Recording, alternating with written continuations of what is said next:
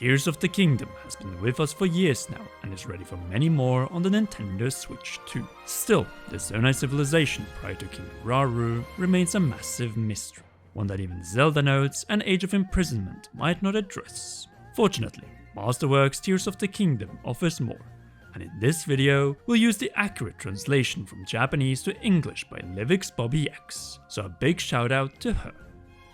What we first need to understand is that it all started on the surface of the late Hyrule, just as what was the case in Ocarina of Time's origin story of the creation of the surface, and well the Triforce and Skyward Sword's backstory when it comes to Goddess Hylia and the first surface human civilization. In fact, Masterworks references just that, but adds the secret stones while avoiding the subject of the Triforce.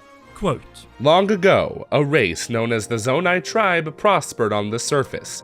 The secret stones had been created by the goddesses. It is said that the goddess Hylia then entrusted the Zonai tribe with that guardian position. The Zonai tribe operated mystical skills, surpassing that of human knowledge. They were the people chosen by the gods. The Zonai tribe, also called the messengers of the gods, used the power of the secret stones and wisdom to bring prosperity. Even Masterworks refuses to elaborate why the secret stones were entrusted to the Zonai, stating the reason is something only the gods know, those gods probably being producer Eiji Aonuma and director Hidemaru Fujibayashi. Joking aside, the stones could multiply the power of their wielder, especially if said member of the tribe mastered Zonai magic. As Masterworks pointed out, these abilities are not shared by all Zonai, and it's possible that individual Zonai possessed abilities with different effects, further suggesting that there may have been many secret stones in the past, but their number decreased because people fought over them, and some were swallowed through the use of the law of draconification. We know of 3 dragons that got 3 certain springs, something they could only do if they were immortal. As such, Dinral, Nadra and Farosh might be the oldest Zonai that we know of, dating back to the first Zonai time period on the surface. All 3 key figures in protecting the springs of the goddesses who created the stones, Din, Nehru and Farore. But back to Masterworks and how the Zonai gained their magical abilities. Quote, "Regarding the Zonai tribe's special abilities and the wisdom, one theory says that the Zonai tribe were granted these abilities by the goddess Hylia so that they could be the guardians of the secret stones. Yes, a theory in a book that should give answers, but if we take the same connections from Skyward Sword with such connection to divinity, it becomes clear why Zonai guarding springs would eat their stones to gain immortality and continue their duty for the rest of time. Masterworks actually addresses the fact that the Zonai, during their first day on the surface, might have built the springs that we first visited in Skyward Sword. Quote, "There are goddess statues that exist around Hyrule. From an archaeological standpoint, these goddess statues are the oldest structures in all of Hyrule, and it is understood that temples and the like were built surrounding the goddess statues later. It would not be strange to trace this back to the origins of the Zonai tribe. At the very least, there is a goddess statue enshrined in the Sky Island's Temple of Time. Also, the Forgotten Temple existed during the Imprisoning War, and it was thought that the goddess statue was already there. From that, it appears that the goddess statues existed during the period when the Zonai tribe lived. Naturally, the Zonai did not only have religious sites, they also needed structures to live and create in. The latter was possible with Zonite found in ore deposits and the ground of the depths. And here we need to stop for a moment and realize that the depths hold the oldest preserved non-religious structures. Masterworks points out that by building refinement facilities and applying their combined knowledge to build technology, the Zonai created the most advanced surface civilization. The same source further elaborates the first industrial civilization. Quote, "The Zonai tribe lived in prosperity on the surface, but at some point they changed residence to the sky. Many theories have been raised regarding the reason the Zonai tribe abandoned the surface, but there's no remaining documents or folklore, so it's wrapped up in mystery. Greatest mystery? As we know from the Japanese version of Tears of the Kingdom, that the surface beyond the Zonai was a chaotic mess with conflicts and an attitude that the stronger ruled the weaker, hence the desire to move. But most likely it took a long time of research to invent the sky solution, creating the layer that this game marketed so heavily but could have done so much more with. And truth to be told, the Zonai Golden Age was long before the events of Age of Imprisonment, but it likely started with the floating stone.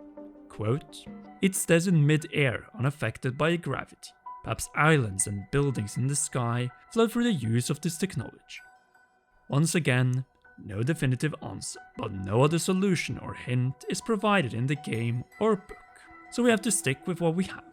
Either way, Masterworks makes it clear, shortened down, quote, "The Zonai tribe ascended to the sky and built and developed islands. A lifestyle can be imagined from the Zonai gear found, and we can see that it and Zonai were a big support to daily life." Furthermore, the prominent theory for the Sky Island's origin is the Zonai tribe ascended to the sky together with the Earth, and from there they expanded their living territory to the entire airspace of Hyrule. That Earth is the Great Sky Island that's now also in the sky. The basis for this is that in contrast to the artificially made foundations of many Sky Islands, the natural strata of the Great Sky Island base stands out. Great Sky Island was the beginning of the Heavenly Period, but soon the Zonai expanded significantly beyond their founding site of this new layer. A good example of that are the Coming of Age or Courage Ceremony sites and the Glide Armor set. It and the Zonite armor are located on islands away from the natural foundation. The capital, as seen from the many Zonai residential structures on Great Sky Island, and naturally the Temple of Time with its goddess statue. At the same time, to sustain their high standard of technological living, the depths were never abandoned, but most of the extraction work once done by manual labor was replaced by constructs, in the original Japanese version, golems. Quote, "There is remaining evidence of constructed golems being transported from the golem factory in the depths to the surface, and then to the Dragonhead Island in the heavens. Was this necessary for the Zonai who lived in the sky? Perhaps it was more efficient to transport golems from the depths than to build a golem factory in the sky. In addition, although there were Zonite deposits in the sky, this was not as abundant as the depths, as it seemed impossible to support all activities with resources from the Sky Islands alone. It's natural to consider that mining Zonite in the depths continued even after entering the Heavenly Period. Despite their armor and weaponry, the Zonai outside internal conflicts appear to have been a relatively peaceful race. That is to say, apart from the potential enslavement of a certain race in the depths. For the surface though, they were a race who aimed to solve problems and make life better. And for a good reason, as the regions below the Sky Islands were not exactly pleasant to live in. Masterworks details a stark contrast to the peaceful and tempered Golden Sky Islands through the following paragraphs. It's thought that the land of Hyrule during the Heavenly Period was under a much harsher environment than it is today.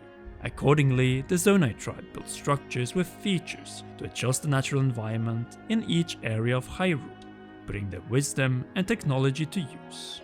The temples that have been discovered today arrive from that rare but significant time. What are called temples today are not just relics of the past, but also serve an important role for the current people of Hyrule. Like, seriously, this should have been a far more important part of the story of Tears of the Kingdom, to the point that the memories when Zelda visits said temples should have referenced it in connection with the Secret Stone mission. Two of them are after all in the sky, the former homeland of the Zonai. They could have just cut out the infamous bit, Demon King? Secret Stone? Demon King. Secret Stone. Secret Stone? Demon King? Instead, our meeting with the sages should have focused on the wonder that Zelda had to reach to ask the sages for their final task.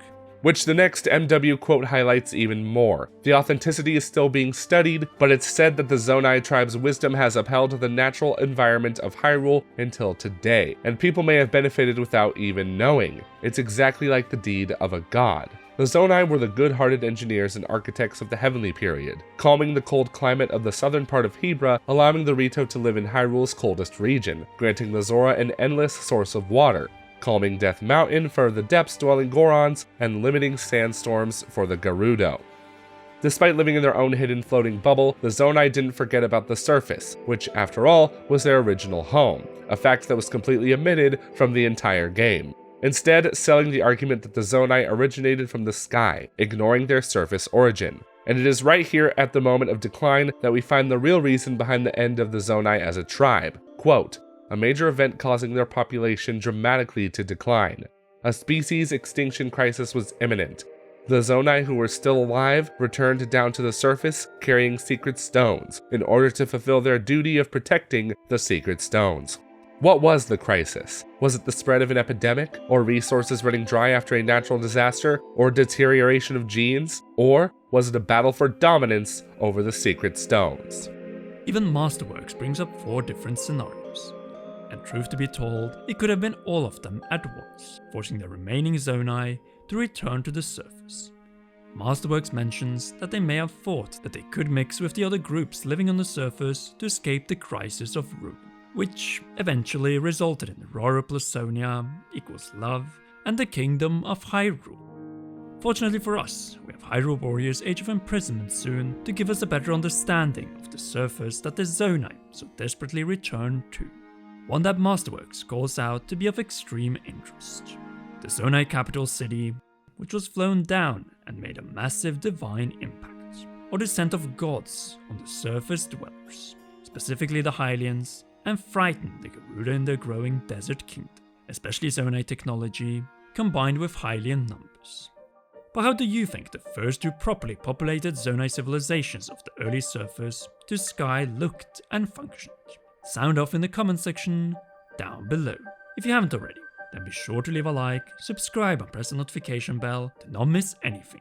Last but not least, a big thanks to all our patreon.com/CommonRun patrons, and in particular, Raw Producer, JC Funk, and Heroes, Cheryl, Garrett Hoy, Holly Wolf, and Kintaro. You rock, and please enjoy one or both of these 2 awesome videos.